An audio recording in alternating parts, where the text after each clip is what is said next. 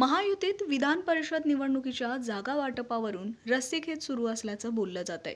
याच पार्श्वभूमीवर भाजप आणि शिवसेनेत जागा वाटपासाठी महत्त्वाची बैठक पार पडली। भाजपचे प्रदेशाध्यक्ष रवींद्र चव्हाण आणि मंत्री चंद्रशेखर बावनकुळे यांनी उपमुख्यमंत्री एकनाथ शिंदे यांची भेट घेत चर्चा केली आहे। महायुती 17 ही जागा जिंकणार असल्याचा दावा बावनकुळेंनी केला। या बैठकीनंतर त्यांनी माध्यमांशी बोलताना ही प्रतिक्रिया दिली आहे। पाहूयात। राज्याचे उपमुख्यमंत्री एकनाथ शिंदेजी, भारतीय जनता पक्षाचे अध्यक्ष माननीय रवींद्र चव्हाणजी आणि मी आमची बैठक झाली। या बैठकीमध्ये महायुतीच्या बद्दलचा निर्णय हा अंतिम टप्प्यामध्ये आला आहे।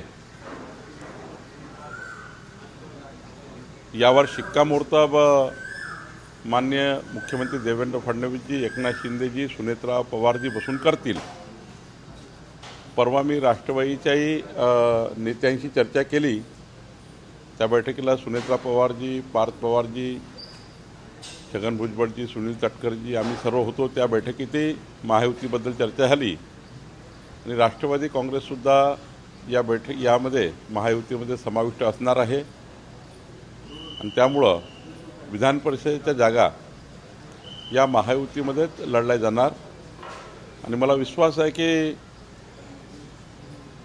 17ही जागेवर भारतीय जनता पार्टी, शिवसेना, राष्ट्रवादी महायुती जिंकेल आणि एक मोठा विजय महाराष्ट्रामध्ये होईल। शिवसेनेला 3 जागा ज्या आहेत सोडल्या जातील अशी माहिती होती, परंतु शिवसेना 6 किंवा 7 जागांवरती अडून बसलेली आहे। नेमकं यामध्ये काही पुढे मागे झाले का? जवळपास 99% बाबीवर आमचं एकमत झालं आहे। फक्त आता राज्याचे नेते देवेंद्रजी, एकनाथजी आणि सुनेत्रा पवारजी बसून याला शिक्कामोर्तब करतील। बाकी सर्व चर्चा महायुतीच्या जवळपास झालेल्या आहे।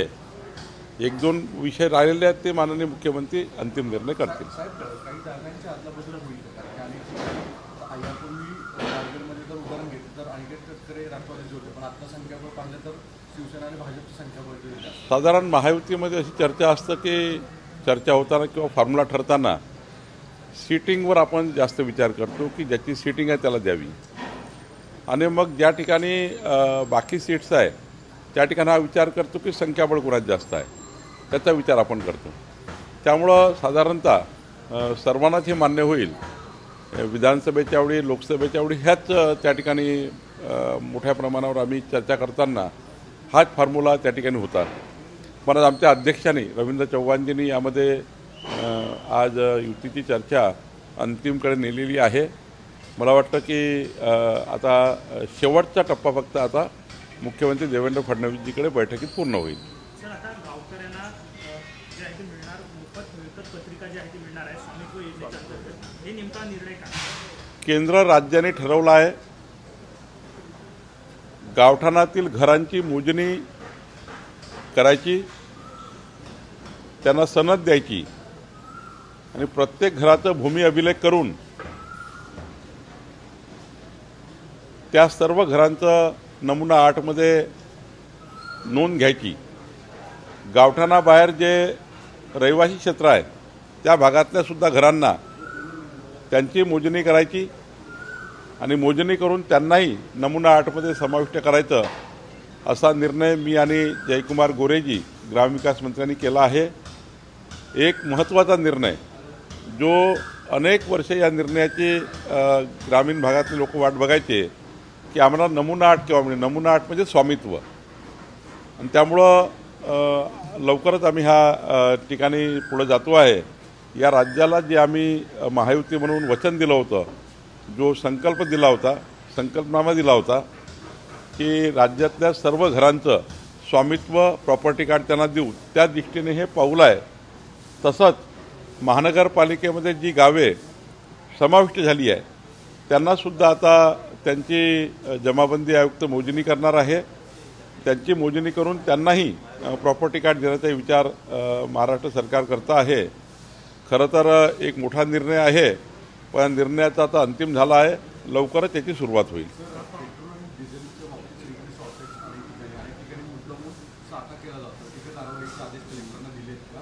आणि दुसरे की इंधन कर हा जास्त आहे असं विरोधकांचा एक आरोप आहे या सरकारवर. विरोधक तर आरोप लावणारच आहे, कारण थोडा रेट वाढला की विरोधक आरोप लावतात, पण त्यांनाही माहिती आहे वस्तुस्थिती काय आहे.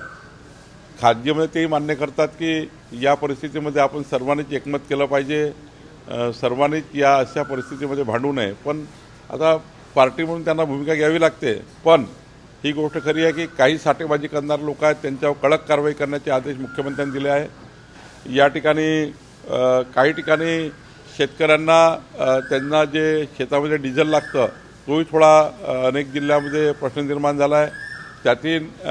त्यातही आम्ही मार्ग काढण्याचा प्रयत्न करतो आहे. एकंदरीत परिस्थिती बघता सर्वांनाच थोड्या या ठिकाणी आता काटकसर घ्यावी लागणार आहे. मला असं वाटतं की मोदींच्या आव्हानाला जर देशातल्या सर्व नागरिकांनी सहकार्य केलं तर बऱ्यापैकी ही स्थिती कंट्रोलमध्ये राहील आणि सर्वांनाच आपलं जीवन व्यवस्थित पद्धतीने जगता येईल. आणि त्यामुळं काही दिवस जी ही परिस्थिती निर्माण झाली आहे त्याकरता महाराष्ट्राच्या जनतेने मोदीच्या आव्हानाला साथ द्यावी. तर केलं तर मला असं वाटतं की ही परिस्थिती फार काही चालणार नाही, लवकर चांगली परिस्थिती होईल. काँग्रेस टीका मोदींवरती करते की महंगाई मॅन असं त्यांनी उल्लेख काँग्रेसकडनं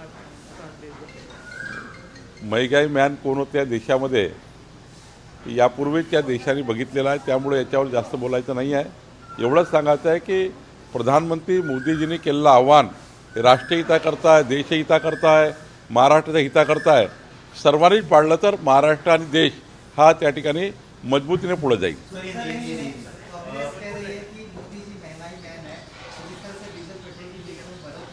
महाराष्ट्र में आप किस तरह से आदेश दिए कलेक्टर या प्रशासन को कि लोग कुछ जमा खोरी भी कर रहे हैं जानबूझकर और कुछ लोग जो है माननीय मुख्यमंत्री जी ने बहुत सतर्क आदेश दिए और बहुत सबको इंटीमेशन भी दिए. कोई भी स्टॉक नहीं रखेगा. स्टॉक के चक्कर में हम सारा डीजल पेट्रोल हमने घर में नहीं रखेंगे. कोई भी इंडस्ट्री वाले कॉमर्शियल वाले जो लोग हैं वो भी ज़्यादा का स्टॉक नहीं रखेंगे. सारे कलेक्टर इसके लिए फील्ड पर है. सारे कलेक्टर को बताया गया है कि कोई भी अनवांटेड ये स्केयरसिटी पैदा करता है तो उसके ऊपर कड़ी कार्रवाई होनी चाहिए. और मुझे लगता है कि महाराष्ट्र में मजबूती से लोग साथ दे रहे. प्रधानमंत्री मोदी जी का जो उन्होंने अपील की है उसको भी जनता साथ दे रही है. हम सब ने मिलकर, सभी पार्टियों ने मिलकर, महाराष्ट्र की सभी पार्टियों ने मिलकर एक दिल से एक मत से मोदी जी के आह्वान को साथ में लेकर आगे जाना चाहिए. इसी में महाराष्ट्र की भलाई है, इसी में देश की भलाई है.